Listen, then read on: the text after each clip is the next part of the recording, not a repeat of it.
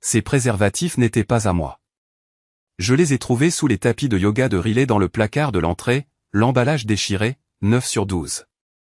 Des trucs de luxe, le genre qu'elle se plaignait que je n'achetais jamais parce qu'ils étaient plus agréables, disait-elle. Moi, toujours dans mes vêtements de travail, des copeaux de métal collés à mon jean. Je tenais le papier d'aluminium froissé comme une preuve de ma propre stupidité. 39 ans, et je jouais au mari fidèle pendant que ma femme collectionnait les capotes de luxe.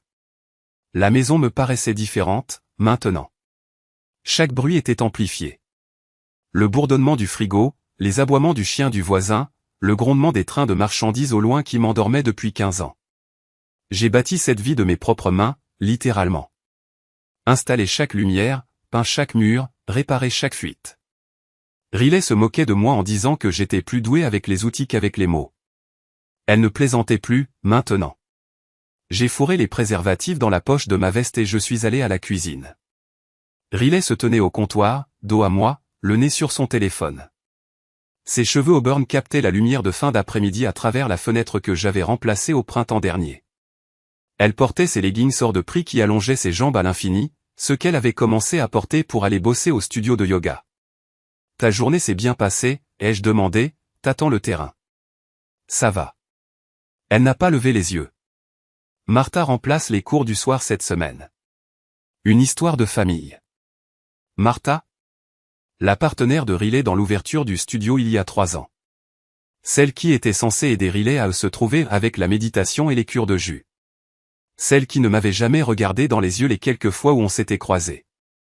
C'est sympa de sa part, ai-je dit, regardant les pouces de Riley voler sur l'écran. Tu fais quoi? Rien, juste Instagram. Elle a fini par me jeter un coup d'œil, et j'ai vu quelque chose traverser son visage. De l'agacement, peut-être, ou de la culpabilité. T'es rentré tôt. Le chef d'équipe nous a renvoyés. La machine est tombée en panne. J'ai ouvert le frigo, plus pour faire quelque chose que parce que j'avais faim. Tu veux que je prépare le dîner? J'ai déjà mangé. Elle a posé son téléphone écran contre le comptoir. Une salade au studio? Encore un mensonge. J'étais passé devant le studio en rentrant du boulot, un détour que je prenais de plus en plus souvent ces derniers temps, même si je ne me l'étais pas avoué avant maintenant. Les lumières étaient éteintes, le parking vide, à part quelques voitures des commerces voisins. Je vais peut-être sortir ce soir, a dit Riley, d'une voix trop désinvolte. Maya m'a invité dans ce nouveau bar du centre-ville. Celui avec le toit terrasse. Maya, la belle-sœur de Riley, mariée au frère de Riley. Une femme qui ne m'avait jamais particulièrement aimé, qui avait glissé des petites remarques sur le fait que Riley s'était casé quand on s'est marié. Maya, qui avait divorcé 2 fois et qui semblait penser que le mariage était temporaire. Ça a l'air sympa, ai-je dit en refermant le frigo. C'est quel bar? Je ne me souviens plus du nom. C'est sur la 3e rue, je crois.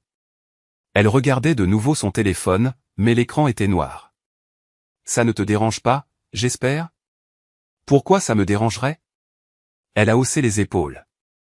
T'as tellement bossé ces derniers temps, je me suis dit que t'aurais peut-être envie de passer du temps ensemble. La cruauté désinvolte de ses paroles m'a frappé de plein fouet. Riley savait que je faisais des heures supplémentaires pour économiser pour les vacances dont elle rêvait. 2 semaines au Costa Rica. Une histoire de se reconnecter avec la nature. Je me cassais le dos à la casse, je rentrais crevé et couvert de taches de rouille pendant qu'elle faisait, je ne sais pas quoi. Je vais probablement juste regarder le match, ai-je dit. D'accord. Elle a attrapé son téléphone et s'est dirigée vers la chambre. Je vais prendre une douche. J'ai écouté ses pas dans l'escalier, j'ai attendu que la porte de la salle de bain se referme, puis j'ai sorti mon propre téléphone. Il m'a fallu moins de 30 secondes pour confirmer ce que je savais déjà. Il n'y avait pas de nouveau bar sur la 3e rue. Le seul bar avec un toit terrasse en ville était sur la 5e rue, et il était là depuis 2 ans. La douche a commencé. Je suis allé à la fenêtre du salon et j'ai regardé la rue où j'habitais depuis 15 ans. La maison des Henderson en face avait besoin de nouveaux volets. La clôture des Kowalski penchait depuis la dernière tempête. Des problèmes normaux. Des problèmes réparables. J'ai sorti les préservatifs et je les ai regardés de nouveau. Très grande taille. La taille de Jessie, pas la mienne. Mon cousin Jessie, celui qui avait toujours été plus grand, plus beau, plus sûr de lui. Celui qui avait transformé un diplôme de commerce d'un community college en une série d'entreprises de plus en plus prospères. D'abord un food truck, puis un traiteur, maintenant une espèce de truc de conseil en réseaux sociaux que je n'ai jamais compris. Jessie, qui s'était pointée à notre dernier barbecue familial avec une montre qui coûtait plus cher que ce que je gagnais en un mois, parlant de son nouvel appartement au centre-ville et de ses projets de bouleverser le monde des influenceurs. Jessie, qui avait toujours regardé Riley comme si elle était un prix qu'il m'avait laissé gagner pour le moment. J'ai entendu la porte de la salle de bain s'ouvrir à l'étage. La voix de Riley flottait en bas, elle parlait au téléphone. Je n'arrivais pas à distinguer les mots, mais le ton avait changé, plus léger, plus enthousiaste que je ne l'avais entendu depuis des mois. Mon téléphone vibra. Un texto de Louis, mon collègue, j'ai vu la voiture de ta femme au parking du Marriott aujourd'hui. Tout va bien? Le Marriott du centre-ville, à 3 pâtés de maison de l'appartement de Jessie. Je répondis, merci. Oui, tout va bien. Mais rien n'allait. Plus rien n'allait depuis des mois, peut-être même plus. J'étais tellement occupé à travailler, tellement concentré à subvenir aux besoins, à réparer les choses, à être le mari fiable, que j'avais raté les signes. Ou peut-être que je les avais vus et que j'avais choisi de les ignorer. Riley descendit les escaliers, vêtue d'une robe noire que je ne lui avais jamais vue. Elle était courte, d'allure coûteuse, le genre de chose qu'elle disait autrefois être de trop pour une petite ville. Son maquillage était plus prononcé que d'habitude, ses lèvres d'un rouge foncé qui lui donnait l'air d'une autre personne. « Tu es très belle, dis-je. »« Merci. » Elle attrapa son sac sur le comptoir, vérifia de nouveau son téléphone. « Je serai probablement en retard. »« Ne m'attends pas. »« Riley ?» Je m'arrêtai, la main sur la poignée de la porte. « Oui. Je t'aime. » Le silence plana, bien trop long. « Je t'aime aussi, Danny. » La porte claqua, et je me retrouvai seul avec la vérité. Je me laissai tomber sur le canapé et allumai mon ordinateur portable. Il me fallut 45 minutes pour trouver ce que je cherchais. Le compte Instagram de Jessie était public, une erreur qu'il paierait plus tard. Les photos remontaient à 6 mois, un condensé de son parcours de découverte de soi et de construction de liens authentiques. Mais les commentaires? C'est là que se trouvait la vraie histoire. Le nom d'utilisateur de Riley apparaissait bien trop souvent, toujours avec des émojis cœur et des blagues privées. Du flirt numérique, de celui qui vit dans la zone grise entre amis et autre chose. Je fis des captures d'écran de tout. Ensuite, nouvelle fenêtre du navigateur. Il était temps de me renseigner sur les détectives privés. Pas parce que j'avais besoin de preuves, j'en avais plus qu'assez. Mais j'avais besoin de connaître les règles du jeu auquel j'allais jouer. Le site web du premier détective privé affichait une citation de Sun Tzu, « Toute guerre est basée sur la tromperie ». J'avais été trompé assez longtemps. Mon téléphone vibra. Louis encore. « Eh, mec, dit-il. T'es sûr que ça va? T'avais l'air bizarre dans ton texto. » Ça va. Je réfléchis, c'est tout. À quoi? Je jetai un coup d'œil autour du salon. La table basse que Riley et moi avions choisie ensemble. L'étagère que j'avais construite pour son anniversaire. La photo de notre mariage encadré, tous les deux souriant comme si on avait gagné le gros lot. À des changements, dis-je.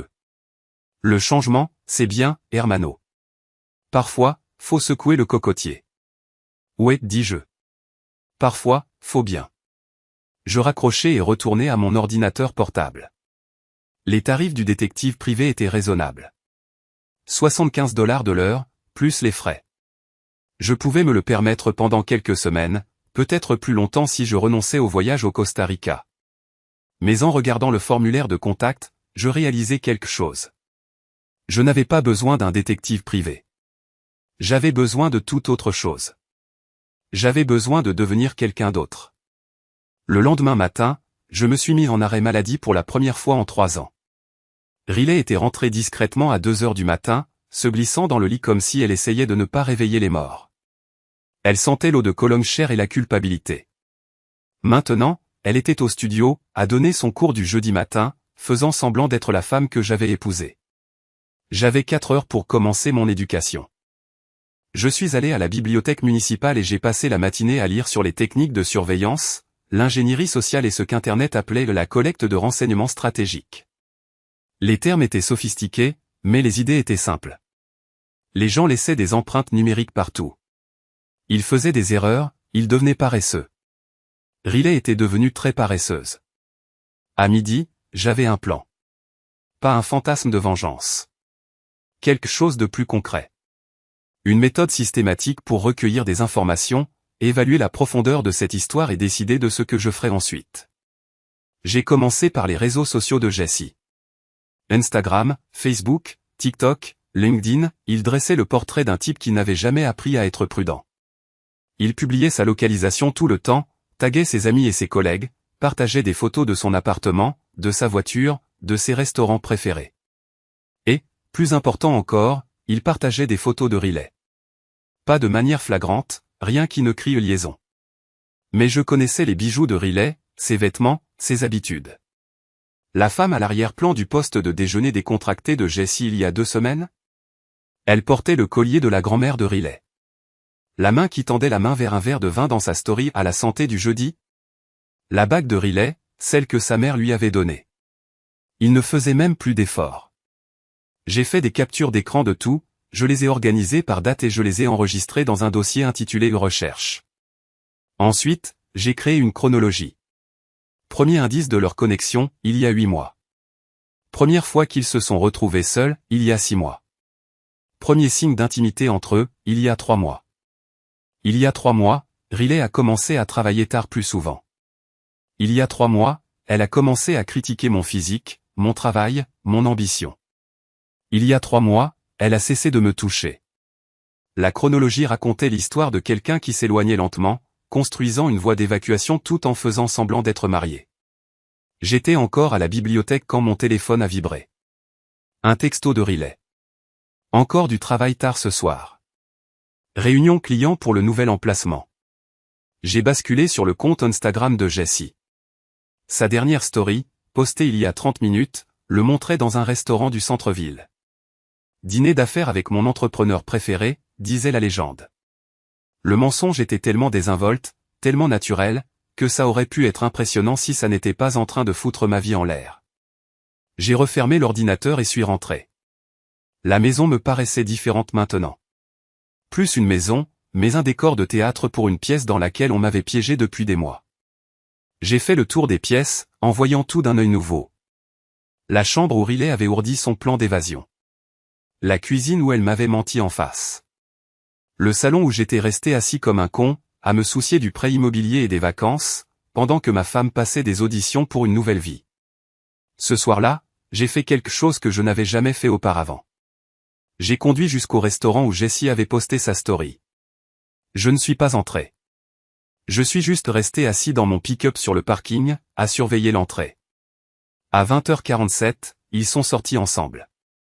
Riley portait la même robe noire que la veille, mais elle avait changé de coiffure. Plus courte, plus lisse. Jessie avait sa main dans son dos, la guidant vers une BMW argentée que je n'avais jamais vue. Ils ne se sont pas embrassés pour se dire au revoir. Ils n'en avaient pas besoin. L'intimité se voyait dans leur façon de se déplacer ensemble. La façon dont Riley s'appuyait contre lui quand il lui murmurait quelque chose à l'oreille. La façon dont elle riait. Un son que je n'avais pas entendu depuis des mois. Je les ai suivis jusqu'à l'immeuble de Jessie. La voiture de Riley était déjà dans le garage.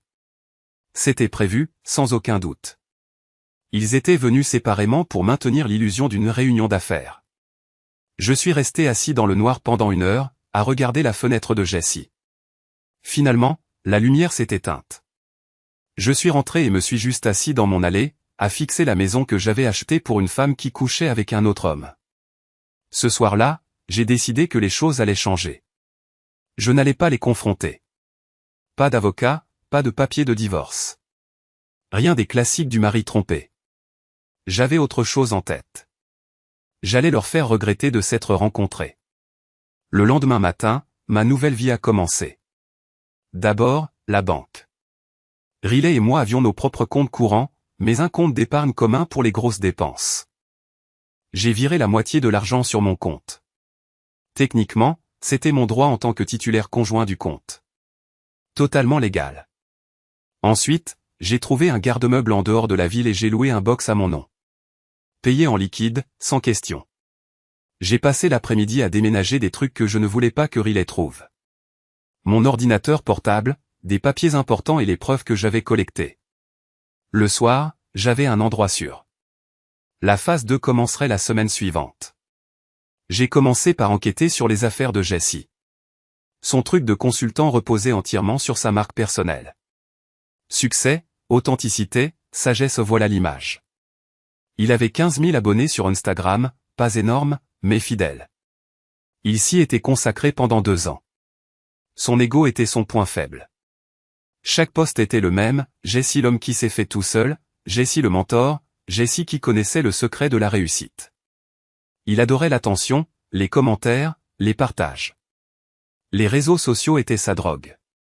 J'ai créé un faux compte, Travis, un jeune type inspiré par Jessie. Travis a commencé à commenter les posts de Jessie, à poser des questions intelligentes, à parler de ses propres difficultés à démarrer une entreprise. Jessie a gobé ça tout cru. Il a même suivi Travis en retour. En une semaine, Travis était dans le fan club en ligne de Jessie. 2 semaines plus tard, Jessie partageait des choses personnelles. Ses problèmes, ses peurs, ses projets d'avenir, y compris de grands changements qu'il envisageait. J'ai tout sauvegardé. Pendant ce temps, je faisais aussi des changements. J'ai commencé à aller à la salle de sport. Pas le club de yoga chic de Riley, mais une vraie salle de musculation où les gens venaient se défoncer. J'ai commencé à lire des livres sur les affaires, des biographies de types qui avaient surmonté des épreuves et construit quelque chose. J'ai aussi commencé à suivre Riley, pas à la filmer, ce serait trop évident, mais à observer ses habitudes. Elle disait qu'elle travaillait tard 3 soirs par semaine, mais le studio fermait à 9 heures. Elle disait qu'elle avait des stages de yoga le week-end, mais j'ai vérifié sur les sites web. La moitié des stages n'étaient pas réels. Elle ne se donnait même plus la peine de rendre ses mensonges crédibles. 3 semaines après le début de ma nouvelle routine, j'ai eu mon premier coup de chance. J'étais à la salle de sport quand j'ai entendu 2 types parler d'un influenceur local qui faisait le buzz. L'un d'eux a prononcé le nom de Jessie et a mentionné une histoire de drama familial. J'ai attendu qu'ils aient fini, puis je me suis présenté. Le type qui avait mentionné Jessie s'appelait Tony, et il travaillait dans une agence de marketing locale. Il connaissait Jessie professionnellement. Ils avaient travaillé ensemble sur quelques campagnes. Il est talentueux, a dit Tony, mais il a la réputation d'être compliqué, surtout avec les femmes. Qu'est-ce que tu veux dire, ai-je demandé. Disons qu'il n'est pas doué pour séparer sa vie privée de son travail. Il y avait eu des histoires avec son ex. Elle bossait pour un de ses clients. Quand ça a foiré, ça a vraiment dégénéré. J'ai mis ça de côté et j'ai continué mes exercices. Mais Tony n'en avait pas fini. En fait, qu'il a dit, j'ai entendu dire qu'il voyait quelqu'un d'autre. Une femme mariée. Ça cause des problèmes avec sa famille. J'ai gardé le visage impassible. Des problèmes, que j'ai demandé. Ouais. Apparemment, c'est la femme de son cousin ou un truc comme ça. Un vrai feuilleton. Son cousin n'est pas au courant, mais ça commence à se savoir. Ces trucs-là finissent toujours par éclater. J'ai remercié Tony et je suis parti. Sur le parking, je me suis assis dans mon pick-up, en réfléchissant. Riley et Jessie n'étaient pas aussi discrets qu'ils le pensaient. Les gens parlaient. Ça m'a donné une idée. J'ai passé le week-end à creuser des infos sur l'ex de Jessie. Elle s'appelait Maya Carlis, et elle était exactement comme je l'imaginais. Intelligente, attirante, brillante. Elle possédait une petite agence de marketing et avait la réputation d'être dure mais juste. Plus important encore, elle détestait Jessie. J'ai trouvé le site web de son entreprise et j'ai lu son blog. Elle écrivait sur l'entrepreneuriat, comment surmonter les obstacles et être authentique dans le monde des affaires. Son écriture était percutante, intelligente et parfois amère, surtout quand elle parlait des gens qui utilisaient leurs relations pour avancer. Le lundi, j'ai appelé son bureau et j'ai pris rendez-vous. « Que puis-je faire pour vous, monsieur Wexler ?» a demandé Maya quand je suis arrivé dans son bureau. Elle était plus petite que je l'imaginais, mais elle avait une présence. Cheveux courts et foncés, et des yeux qui semblaient me transpercer. « Je crois qu'on a un problème en commun, » que j'ai dit. « Et quel est-il » Jessie Wexler. Son visage n'a pas changé, mais j'ai vu quelque chose vaciller dans ses yeux. « Je ne suis pas sûr de vous suivre. » Il couche avec ma femme, que j'ai dit. Ça dure depuis, Genre, 6 mois. Vous voyez le truc, non? Maya s'est adossée à son fauteuil. Pourquoi vous me racontez ça?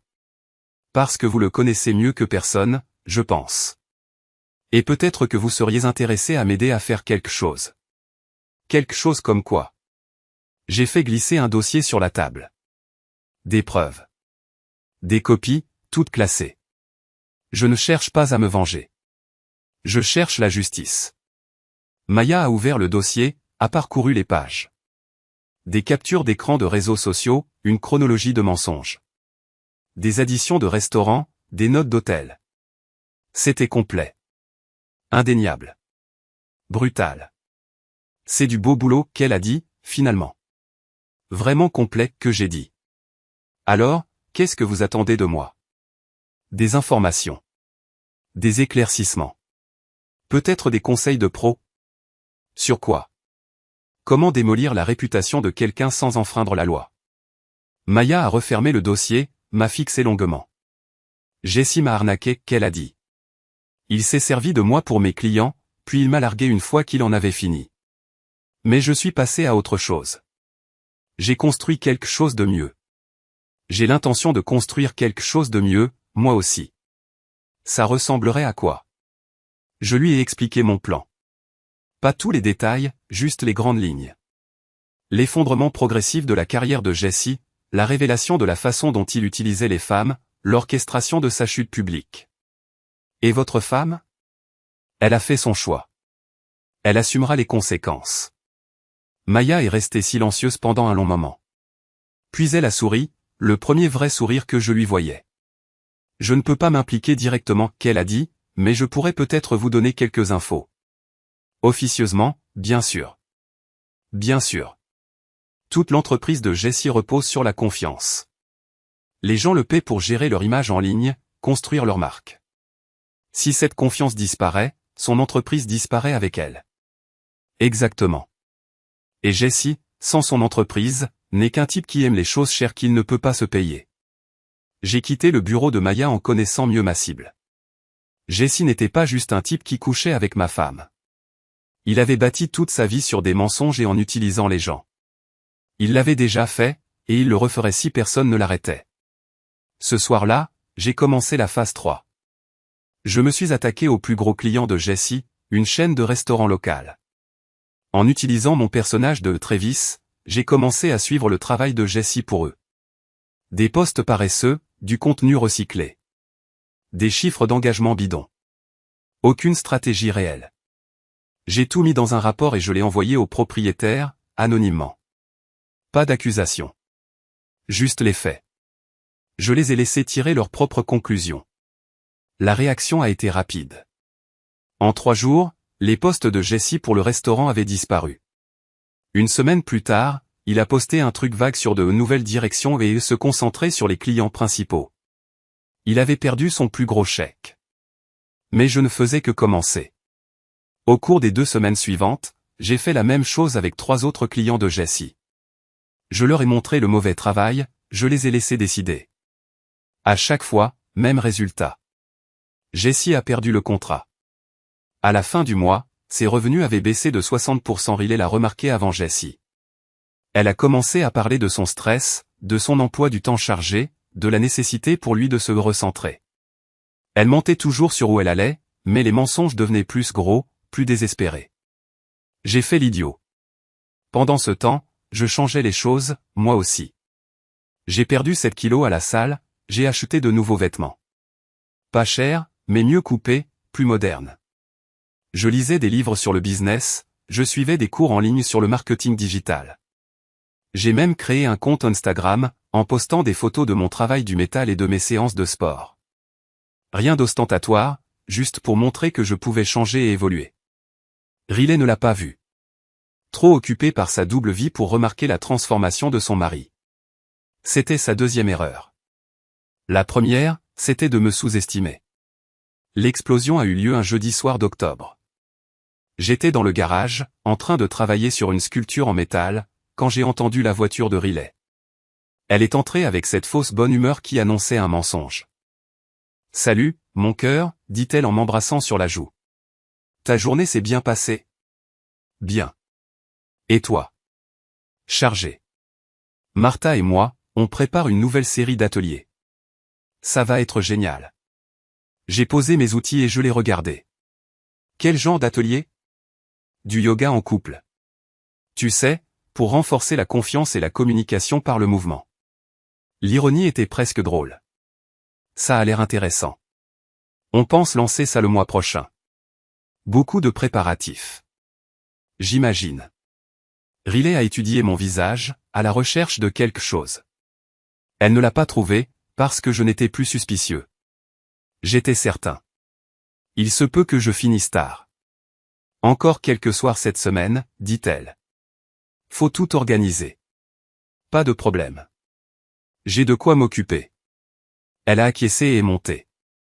J'ai attendu que la douche démarre, puis j'ai vérifié l'Instagram de Jessie. Sa dernière publication datait d'1 heure, un verre de whisky avec la légende, parfois, il faut se détendre après une longue journée. L'arrière-plan était le bar de l'hôtel Marriott, sans aucun doute. J'ai rangé mon téléphone et je suis retourné au travail. La sculpture était un enchevêtrement de métal qui ressemblait à du chaos sous un certain angle, mais révélait un motif clair sous un autre. J'y travaillais depuis des semaines, presque fini. Comme mon plan, d'ailleurs. Le lendemain matin, j'ai décidé d'accélérer les choses. J'ai encore appelé pour me faire porter pâle au boulot, mais cette fois, j'avais une raison.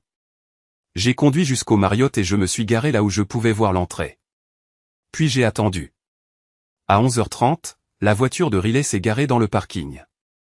À 11h45, la BMW de Jessie a suivi.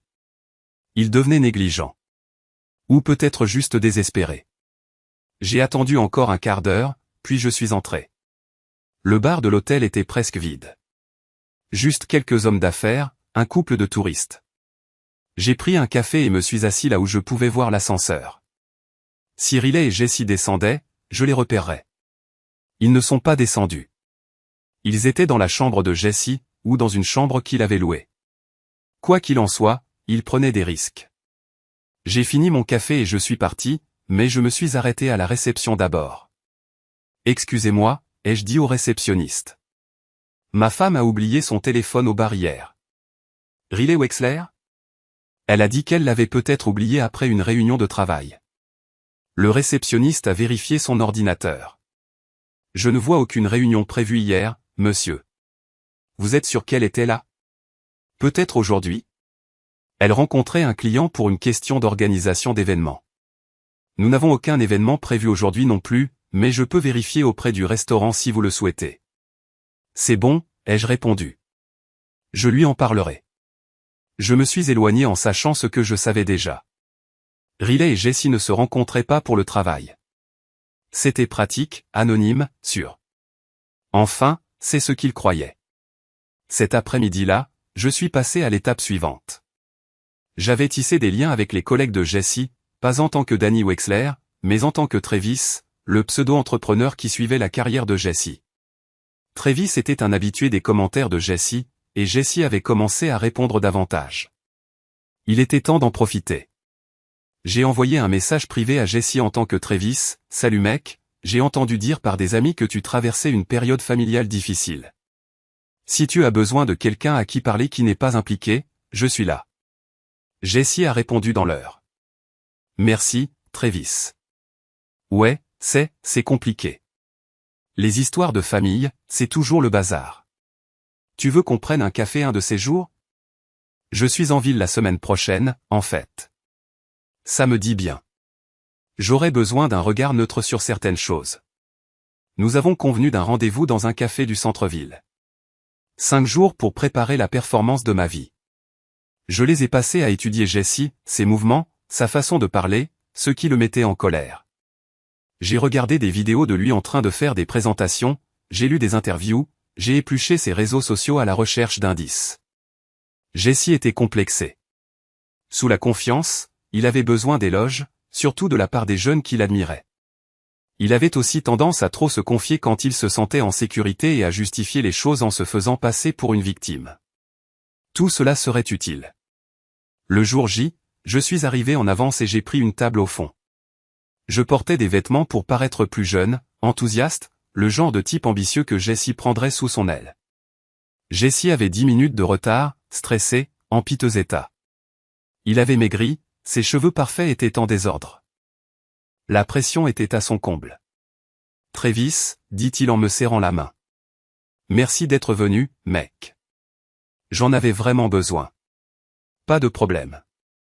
On dirait que tu traverses une mauvaise passe. » Jessie a commandé un café sophistiqué et s'est assis. Pendant quelques minutes, nous avons parlé affaires, de ses clients, de ses projets, de la galère de construire une marque. Puis j'ai orienté la conversation vers le personnel. « Alors, c'est quoi cette histoire de problèmes familiaux dont tu parlais ?» ai-je demandé. Jessie a soupiré. « C'est compliqué. Je fréquente quelqu'un et ça pose des problèmes dans ma famille. » Des problèmes comment ? C'est une cousine de ma femme. J'ai eu l'air inquiet, pas jugeant. Waouh, c'est vraiment compliqué. Le truc, c'est qu'elle n'est pas heureuse. Ça fait des années que ça dure.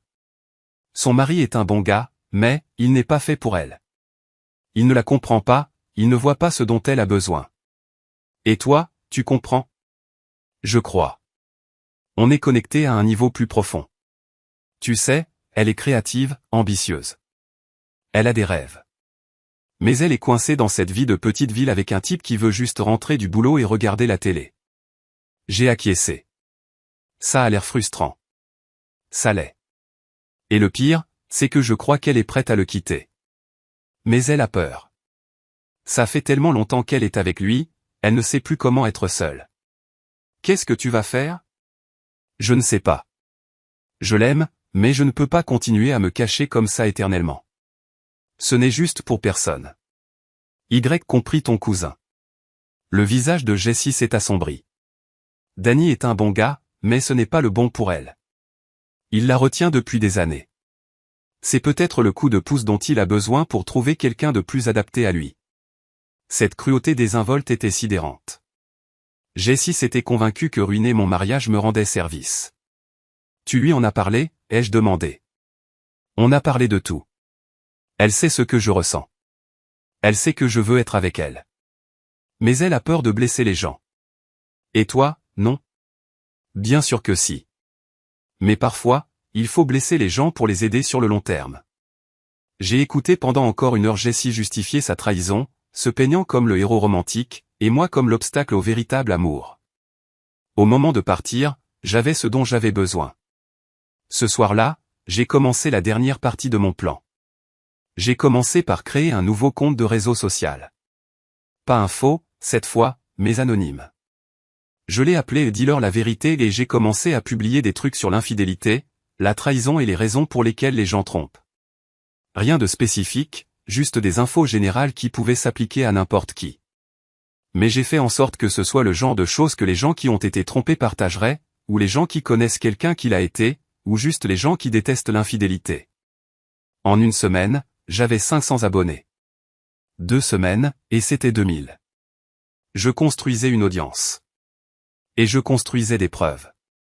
J'ai commencé à emporter une petite caméra partout, prenant en secret des photos de Riley et Jessie. J'avais des photos d'eux entrant et sortant d'hôtels, de restaurants, de chez Jessie. J'avais des captures d'écran de leurs trucs sur les réseaux sociaux, qui devenaient de plus en plus audacieux. J'avais des reçus d'endroits où ils étaient allés ensemble. Et le meilleur ? J'avais des enregistrements. J'ai installé une application d'enregistrement vocal sur mon téléphone et j'ai enregistré chaque conversation que j'ai eue avec Riley. Totalement légal. Le Colorado est un État à consentement unilatéral, donc je pouvais enregistrer n'importe quelle conversation à laquelle je participais sans que l'autre personne le sache. Les enregistrements racontaient toute l'histoire. Riley mentant sur où elle était allée, ce qu'elle avait fait, avec qui elle était. Riley me gaslightant quand je posais juste des questions simples. Riley construisant un mur de mensonges entre nous, agissant comme si elle était la femme parfaite. J'avais des tonnes de preuves, mais je n'étais pas encore prêt à les utiliser. J'attendais le bon moment. Il est arrivé un samedi début novembre. Riley m'a dit qu'elle allait à une retraite de yoga à Boulder. Un truc de tout un week-end pour se reconnecter avec son moi intérieur. Elle m'a montré le site web, m'a donné le numéro du centre de retraite, a même préparé un sac avec des vêtements de yoga et des trucs de méditation. Mais ensuite, Jessie a posté une photo de Vaille. Week-end en amoureux avec ma personne préférée, disait-il. La photo montrait un chalet de ski, du vin coûteux et la main d'une femme tenant un verre. Une main portant le bracelet de Riley. Il passait le week-end dans une station de ski alors qu'elle me disait qu'elle était à une retraite de yoga. C'en était trop. J'ai conduit jusqu'à Vaille et j'ai trouvé le chalet de ski de la photo de Jessie. Un endroit vraiment chic, le genre qui s'adresse aux touristes riches et aux locaux snobs. Je me suis garé et j'ai traversé le hall, admirant les décorations coûteuses et le personnel qui ressemblait à des mannequins. Je n'ai pas vu Riley ni Jessie, mais je savais qu'ils étaient là. J'ai trouvé le restaurant de l'hôtel et j'ai commandé le déjeuner, en m'asseyant là où je pouvais voir l'ascenseur. S'ils descendaient, je les verrais. Sinon, j'attendrais. À 14h30, ils sont arrivés. Riley portait une tenue de ski de créateur que je n'avais jamais vue auparavant, quelque chose qui coûtait plus que ce que je gagnais en une semaine. Jessie était habillée comme une publicité ambulante pour du matériel de plein air coûteux. Il ressemblait à un couple sorti d'un magazine, des sourires parfaits et des cheveux en bataille. Ils se sont assis en face du restaurant, assez près pour que je les entende, mais assez loin pour qu'ils ne me remarquent pas, à moins qu'ils ne regardent. Ce qui n'était pas le cas. Ils étaient trop occupés l'un avec l'autre. C'est parfait, a dit Riley, touchant la main de Jessie. J'aimerais qu'on puisse faire ça plus souvent. Bientôt, a dit Jessie. Une fois que tu l'auras dit à Danny, on pourra arrêter de se cacher. Je sais. J'ai besoin de trouver le bon moment. Il n'y aura jamais de bon moment, Riley. Il faut juste le faire. Je sais. C'est juste qu'il est tellement différent ces derniers temps. Plus sûr de lui, plus concentré. On dirait qu'il devient quelqu'un d'autre.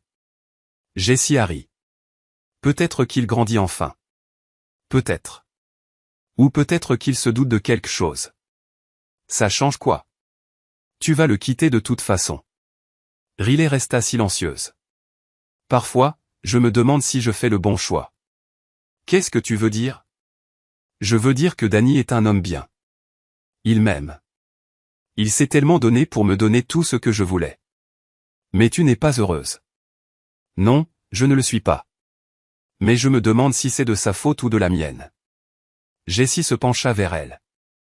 Riley, tu ne peux pas rester marié juste parce que quelqu'un est une bonne personne. Tu dois être avec quelqu'un qui te fasse te sentir vivante. Et toi, tu fais ça. N'est-ce pas? Riley me fit ce sourire qu'elle m'avait adressé à notre mariage. Oui, tu le fais. J'ai fini mon déjeuner et je suis parti, non sans prendre une photo d'eux ensemble. Claire comme de l'eau de roche, et dévastatrice. Je suis rentré chez moi et je me suis assis dans mon garage, à fixer la photo sur mon téléphone. Riley avait l'air plus heureuse que je ne l'avais vue depuis des années. Jessie avait l'air d'avoir gagné au loto. Ce soir-là, j'ai pris la décision qui allait tout changer. Je n'allais pas les confronter discrètement. Pas de divorce, pas de disparition. J'allais les faire rendre des comptes, publiquement et honteusement. L'heure de la guerre avait sonné. J'ai passé le dimanche à me préparer. J'ai organisé toutes mes preuves en une chronologie. Photos, capture d'écran, enregistrement, reçu. J'ai créé une présentation qui racontait l'histoire de leur liaison du début à la fin, avec des dates, des lieux et la preuve de leur mensonge. Ensuite, j'en ai fait des copies. Des copies papier, des copies numériques, des sauvegardes à 3 endroits différents. Je ne voulais pas prendre le risque de perdre quoi que ce soit. Le lundi matin, j'ai appelé mon patron et j'ai démissionné. T'es sûr de ça, Danny, m'a-t-il demandé. 15 ans ici. T'as l'ancienneté, les avantages, la retraite. Je suis sûr, ai-je répondu. Je me lance dans quelque chose de nouveau. Quoi comme quelque chose? Je sais pas encore, mais ce sera mieux que ça. J'ai vidé mon casier et j'ai dit au revoir au gars avec qui je travaillais depuis plus de 10 ans. Louis m'a tiré à part en partant. C'est à cause de ta femme, hein, a-t-il dit. Qu'est-ce qui te fait dire ça? Parce que je t'observe depuis quelques mois. T'es différent.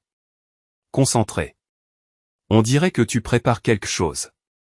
J'ai regardé Louis, un ami à qui j'avais tout confié pendant des années. Il avait essayé de me prévenir de tout ça. Ouais, ai-je dit. C'est à cause de ma femme. Qu'est-ce que tu vas faire? Je vais lui donner exactement ce qu'elle mérite. Louis a hoché la tête. Si t'as besoin de quoi que ce soit, tu m'appelles. N'importe quoi. J'ai quitté la casse et je suis allé à la banque. J'ai retiré 50 000 $ de notre compte joint. Ma moitié, plus un petit extra pour les frais. Riley le découvrirait quand elle vérifierait le compte, mais il serait trop tard à ce moment-là. Ensuite, je suis allé au bureau de Maya. J'ai besoin d'un service, ai-je dit quand elle m'a fait entrer. Quel genre de service? J'ai besoin que tu m'aides à détruire la réputation de Jessie. Professionnellement, socialement. Complètement. Maya se renversa en arrière. C'est un gros service. C'est une grosse situation. Je lui ai montré les preuves que j'avais rassemblées, les photos de Val, les enregistrements des mensonges de Riley, la preuve de leur liaison. Maya a tout regardé, avec beaucoup d'attention, comme si elle savait ce qui était en jeu. C'est suffisant pour les ruiner tous les deux, a-t-elle dit finalement. Je sais. Mais je veux le faire bien. Je veux m'assurer qu'ils ne puissent pas s'en remettre. Qu'est-ce que tu as en tête? Je lui ai exposé mon plan. C'était compliqué, avec des couches, conçues pour faire le plus de dégâts possible à la carrière et à la vie personnelle de Jessie. Tu veux détruire son entreprise, sa famille et ses amis, a dit Maya. Tout en même temps. Oui. Et tu veux que ça ait l'air d'être arrivé comme ça, pas comme si tu l'avais fait exprès. Exactement. Maya resta silencieuse pendant un long moment. Je ne peux pas être directement impliquée, a-t-elle dit. Mais je peux te donner des conseils, et je peux m'assurer que les bonnes personnes voient les bonnes choses au bon moment. C'est tout ce dont j'ai besoin. Quand est-ce que tu veux commencer? Ce soir. Maya sourit.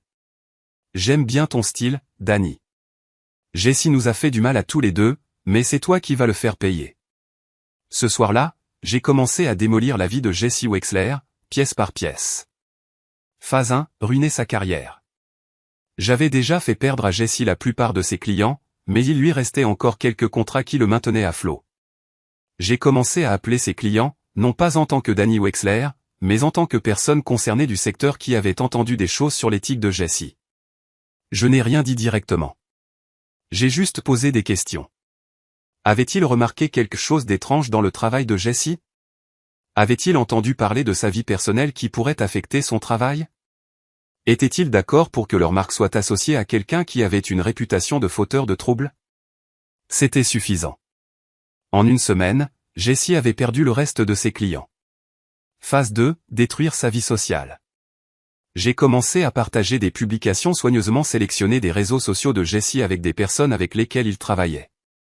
Des publications où il buvait au travail, se vantait d'être riche, disait des choses dégoûtantes sur les femmes.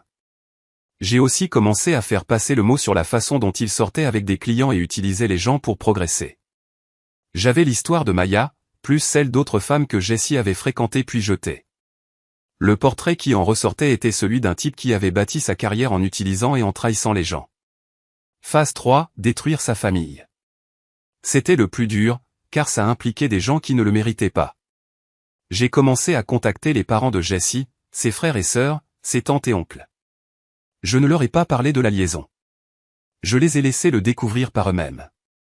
J'ai envoyé des messages anonymes avec des liens vers les réseaux sociaux de Jessie, en pointant du doigt ceux avec Riley. J'ai envoyé des photos d'eux ensemble au restaurant et à l'hôtel, avec des dates qui montraient que Jessie avait raté des événements familiaux.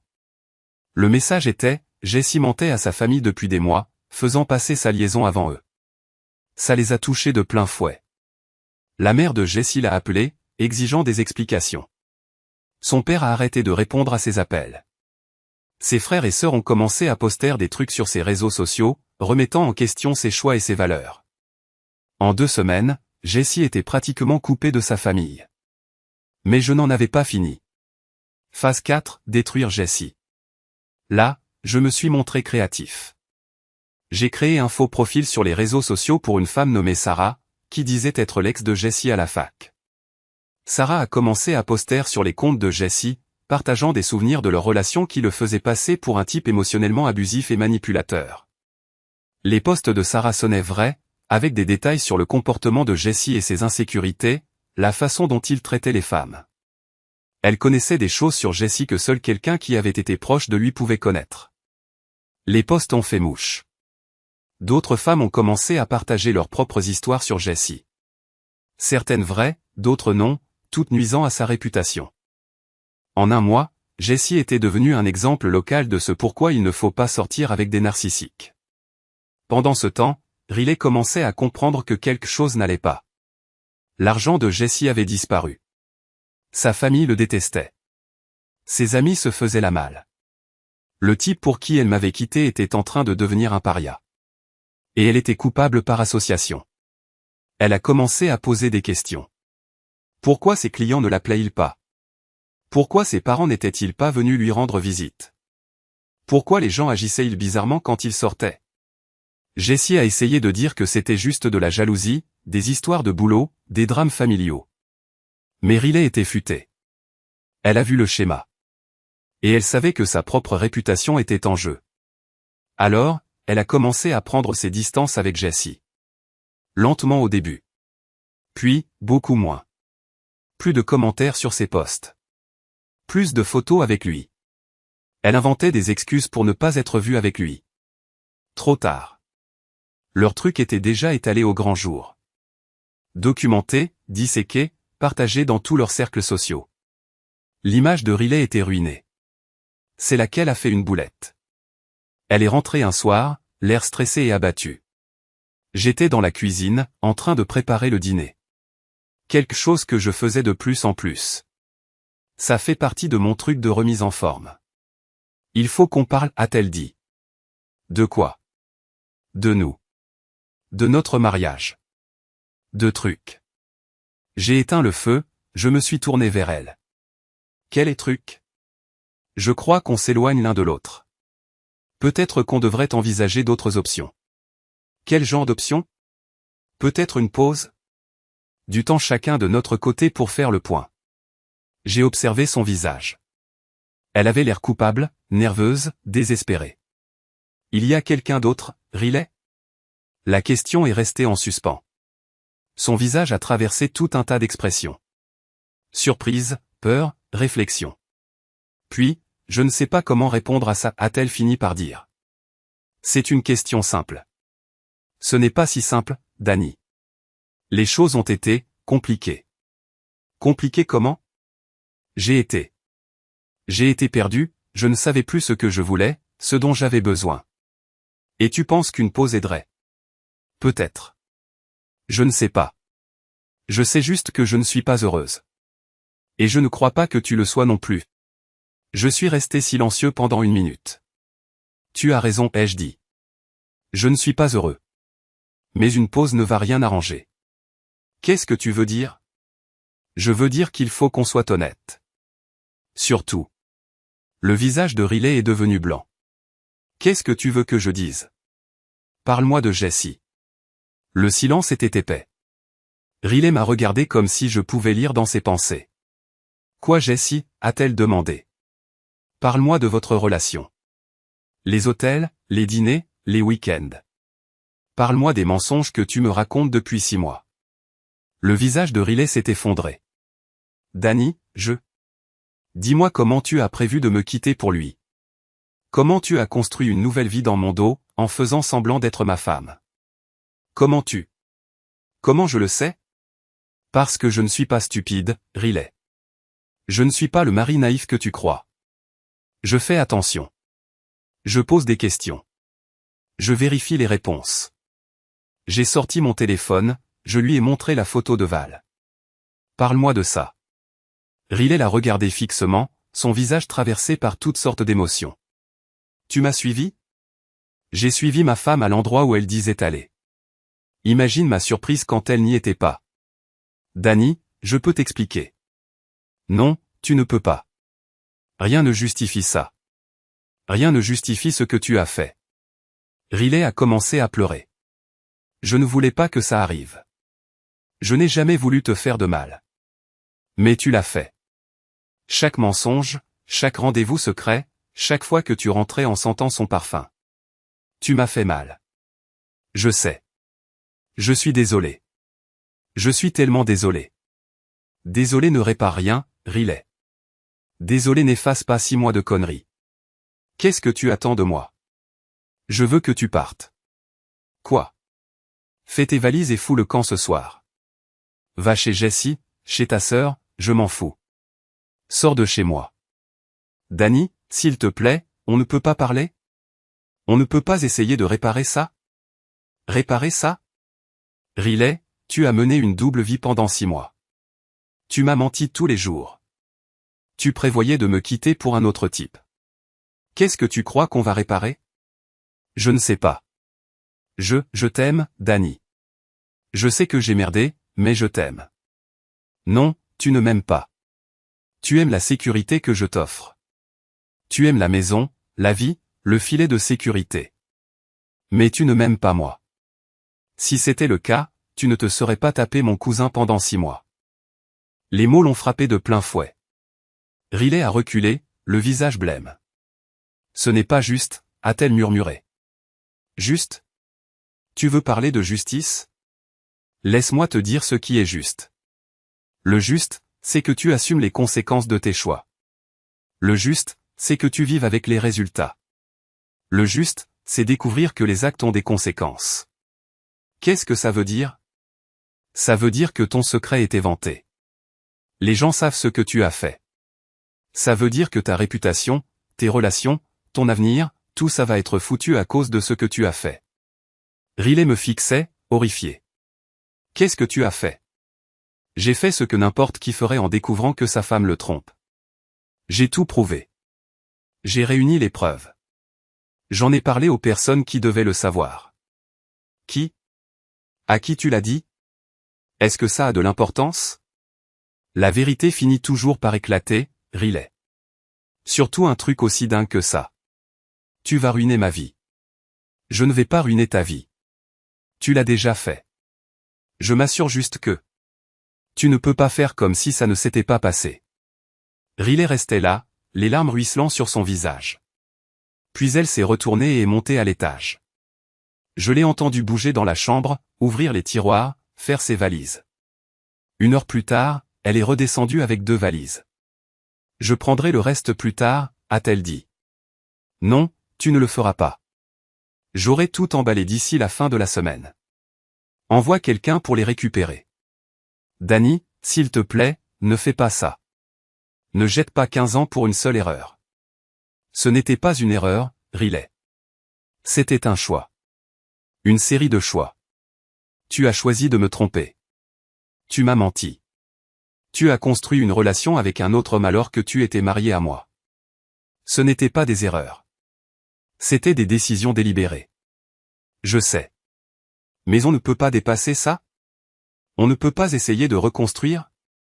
Il n'y a rien à reconstruire. Tu as tout détruit. Tu nous as détruits. Et maintenant, tu dois vivre avec ça. Riley se tenait à la porte, regardant en arrière la maison que nous avions partagée pendant 15 ans. Je n'ai jamais voulu que ça se termine comme ça. Alors tu aurais dû faire des choix différents. Elle est partie, et je suis resté seul. Mais je n'en avais pas fini. Le lendemain matin, j'ai commencé la dernière partie de mon plan. Je préparais ça depuis des mois. La destruction complète de la vie de Jessie et de la réputation de Riley.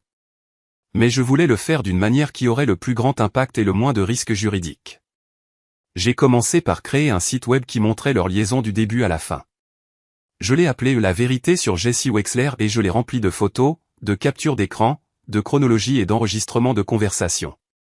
Tout n'était que des faits, avec des dates et des sources. Je n'ai pas ajouté mon opinion ni formulé d'accusation. J'ai simplement montré la preuve et laissé les gens se faire leur propre opinion. Le site web a été mis en ligne un mardi matin. Le mardi soir, il avait été consulté 5000 fois. Le mercredi, il avait été partagé sur les réseaux sociaux des centaines de fois. Le jeudi, c'était le sujet de conversation en ville. Les derniers amis de Jessie dans le monde des affaires ont commencé à s'éloigner de lui. Il a perdu des abonnés sur les réseaux sociaux. Sa réputation, déjà mauvaise, était maintenant ruinée. Mais je n'avais pas fini. J'avais gardé le meilleur pour la fin. Le vendredi soir, j'ai envoyé un message à Jessie sur les réseaux sociaux. Il faut qu'on parle. Rendez-vous à l'ancien dépôt de marchandises à 20 h. Viens seul. J'ai choisi l'endroit avec soin. Une gare de triage abandonnée à la périphérie de la ville, à l'écart des gens, mais pas si loin que cela paraisse bizarre. C'était dramatique, lugubre et parfait pour ce que j'avais prévu. Jessie est arrivé à 20h15, l'air nerveux et débraillé. Il avait perdu du poids, ses vêtements étaient froissés et il ressemblait à un homme dont le monde s'écroulait. « Danny, dit-il en s'approchant. Je suis content que tu aies voulu me rencontrer. Il faut qu'on mette les choses au clair à propos d'eux. Ferme-la, dis-je. Jessie s'arrêta de marcher. Quoi? J'ai dit ferme-la. Tu n'as pas le droit de parler maintenant. Tu n'as pas le droit de t'expliquer, de te justifier ou de trouver des excuses. Tu dois juste écouter. Écouter quoi? Écouter ce que je vais te dire exactement ce qui va t'arriver. Jessie regarda autour de lui, nerveux. Danny, je sais que tu es en colère, mais... Je ne suis pas en colère, Jessie. Déçu?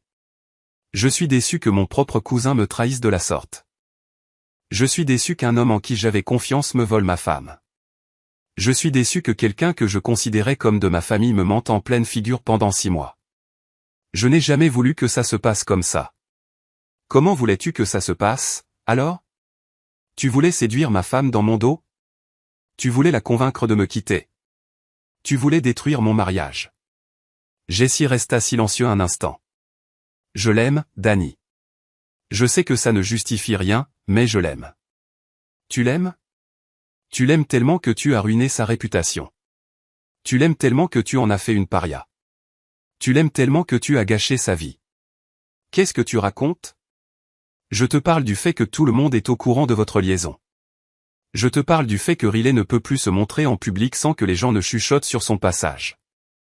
Je te parle du fait que ton amour lui a coûté tout ce à quoi elle tenait. Le visage de Jessie pâlit. Tu as parlé aux gens.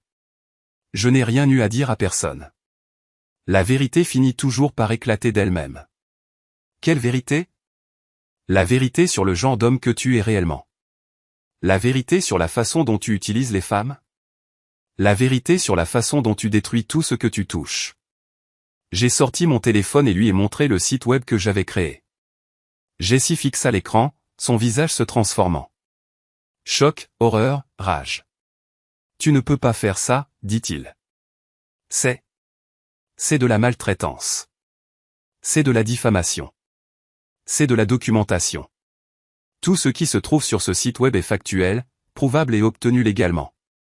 Tu ne peux pas me poursuivre en justice pour avoir dit la vérité. Ça va me détruire. Oui, ça le fera. Jessie me regarda, presque effrayée. Qu'est-ce que tu veux de moi? Je veux que tu comprennes ce que tu as fait. Je veux que tu assumes les conséquences de tes choix. Je veux que tu saches que les actes ont des conséquences. Je vais quitter la ville. Je vais aller ailleurs. Recommencer à zéro. Où? Nous sommes à l'ère d'Internet, Jessie. Ta réputation te suit.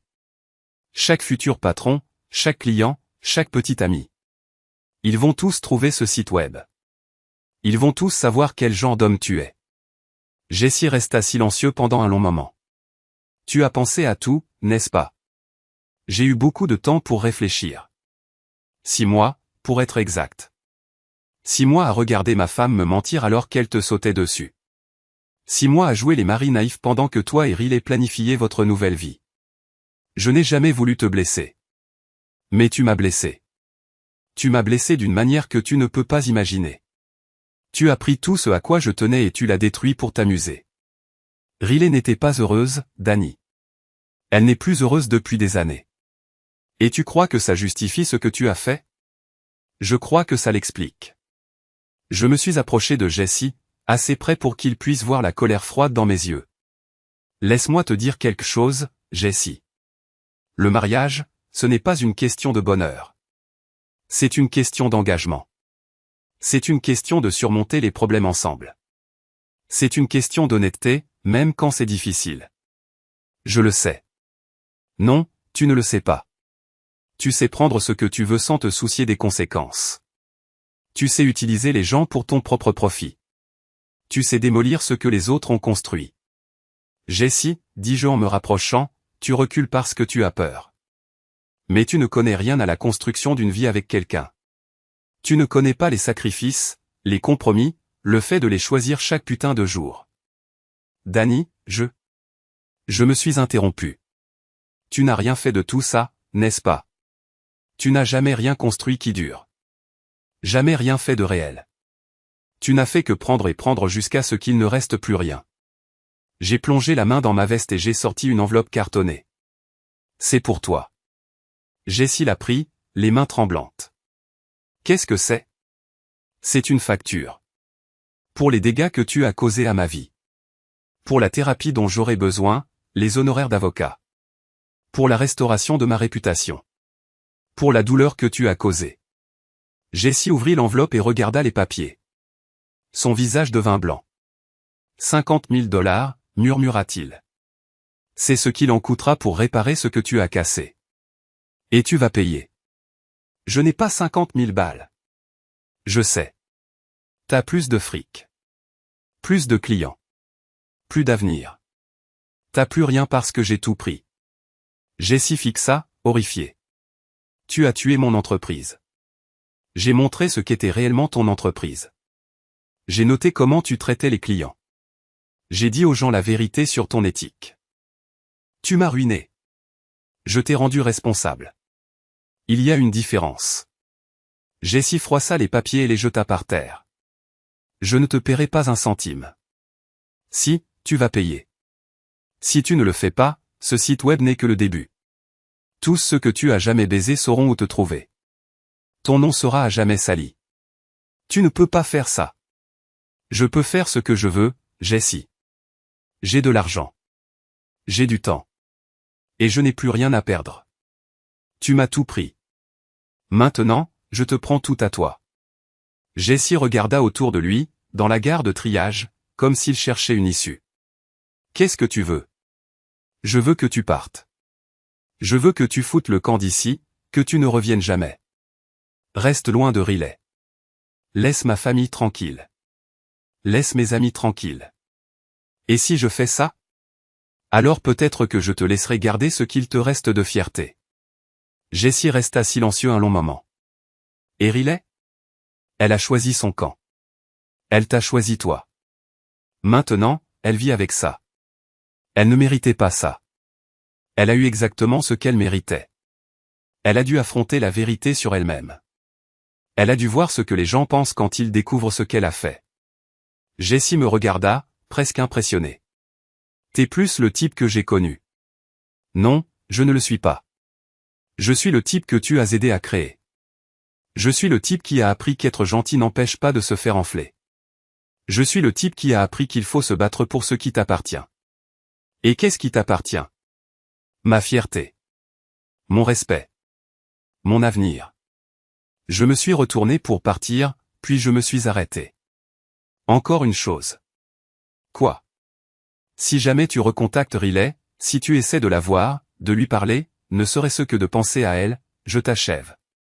Tu ne travailleras plus, tu ne sortiras plus avec personne, tu n'auras plus un instant de paix. Jessie acquiesça, pas les défaits. On se comprend, demandai-je. On se comprend. J'ai laissé Jessie là, brisée, seule. Je ne l'ai jamais revue. Le lendemain matin, j'ai commencé à reconstruire. J'ai déposé une demande de divorce, en disant qu'on ne pouvait pas s'en sortir, j'ai montré au tribunal la preuve de la liaison de Riley. Procédure facile. L'avocat de Riley lui a dit de ne pas se battre, pas avec ce que j'avais. J'ai gardé la maison, les économies, la plupart de ce que nous possédions ensemble. Riley a récupéré ses affaires et les dettes de carte de crédit, que j'ai découvertes seulement pendant le divorce, tous les cadeaux pour Jessie, tous ses rendez-vous chics. J'ai aussi lancé une nouvelle entreprise, un atelier de métal qui fabrique de l'art et des trucs.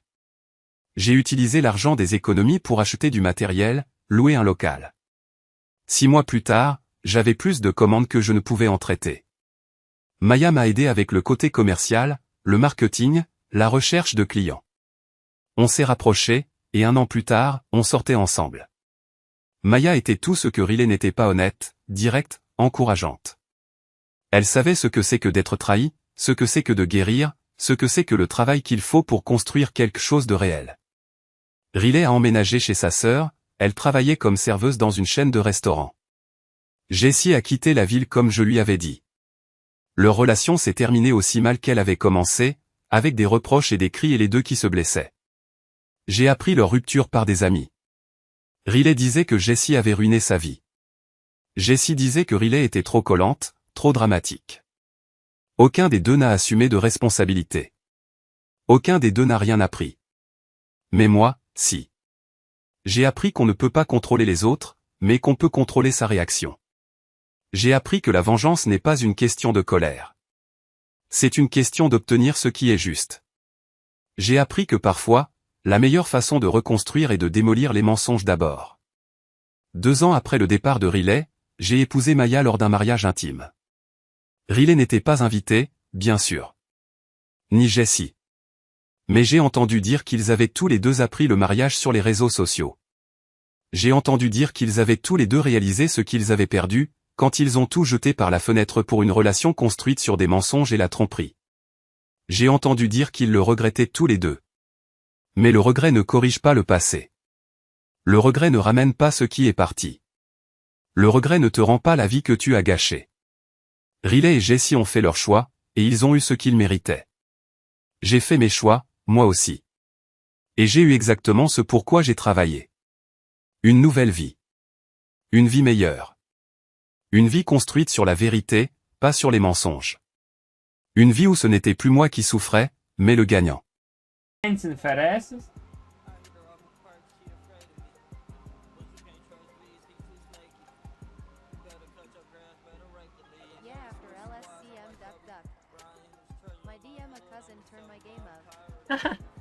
W cousin. Yo, tell your cousin I love him. I would do the same. Bro, say my damn cousin turned my game off. W fucking cousin. I'ma call Flux cousins and say and tell them the same shit. That's not funny, gang. Pissing me off as fuck. That's not funny. It's funny, bro. Oh.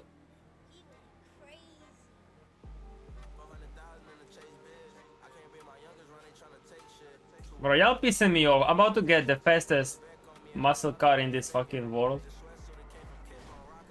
Oh shit. My bad. Oh shit. Wait, let me join. Chill. Cap. F.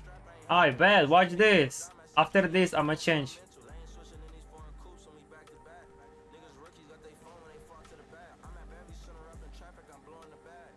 I'ma change car after this. See. Ah, you wanna join for those car meets? I'ma tell your cousin to do the same shit.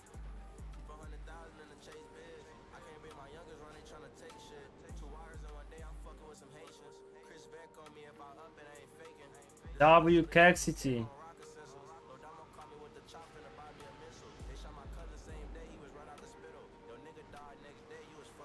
No, I'm too lazy to go get a car. Let's do one more. Wait for me to do LSC. Hell nah, bro. I'm already leaving. Ask Cash shooting. Stop shooting, Cash.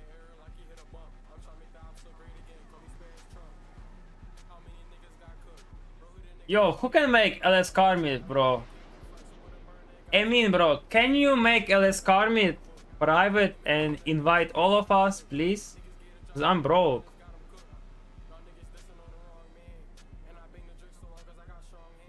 So, I mean, if you wanna do that shit, can you make private LS car meet and then send us an invitation?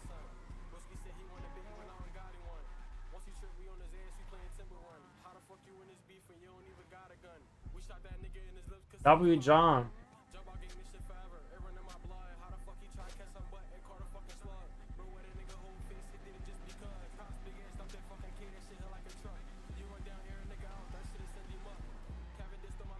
Bro, this truck's so ass, bro. Why they nerfing this game?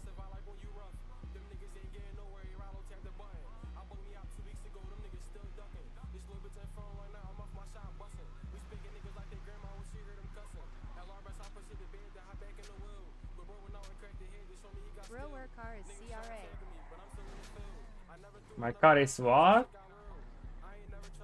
Crap. Crap. Ninja, what? Race me right now. No, I haven't lost a single race yet. What do you mean my car is crap? I gap y'all. Crap.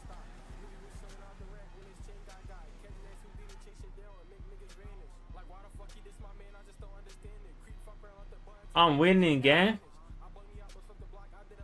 Yeah.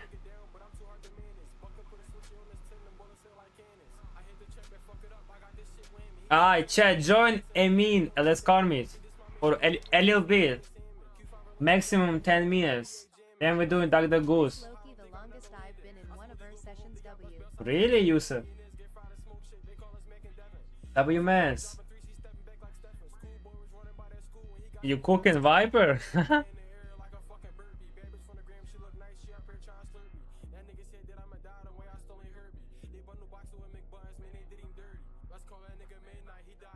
Chat, everyone join Emin.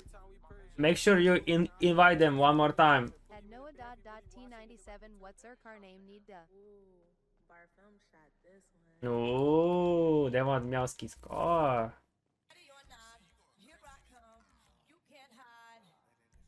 It's fine, you. For me. I like this one. Shake. Bro, wrong song. About to throw this shit. Ask Froggy to pull it out. He got it. I don't got it, bro. What car? The best car in the game? Cash YU sacred now. This guy's scared.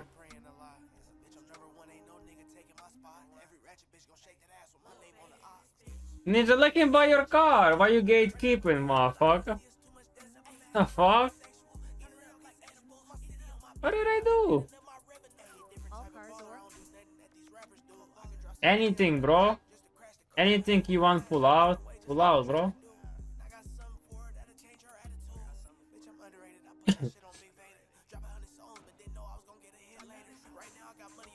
someone pull out some cool stuff. I want to buy so much. You wanna buy this truck?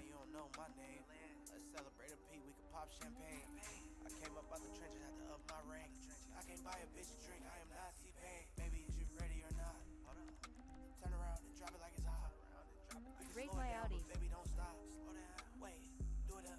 Bro, please. Rick's parents. Come home, please. Please. Go home. Turn his shit off. Rate my Audi? Me. Hold on, bro.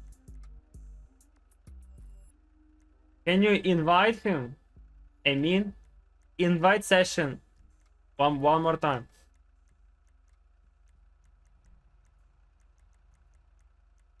At R_.528, I mean you reported ME. Reported you? What the fuck? Only I can report. Oh. He wants me to bring the F1 car. Then bring it, bro.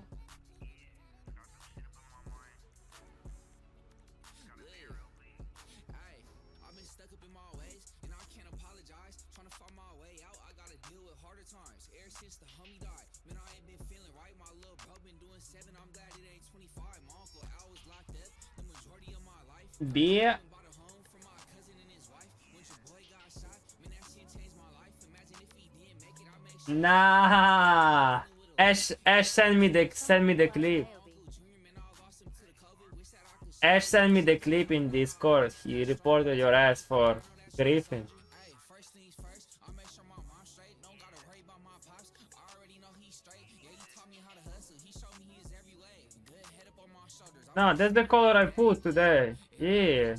Okay, it's fire. Trials and tribulations, we gon' keep on pushing through. Rate your Audi? What Audi, bro? Worry about the crew, cause when it comes down to it, what the fuck you think they'll do? I came into this world alone, so This one? I put my trust up in myself. Fuck what they talk. Ooh.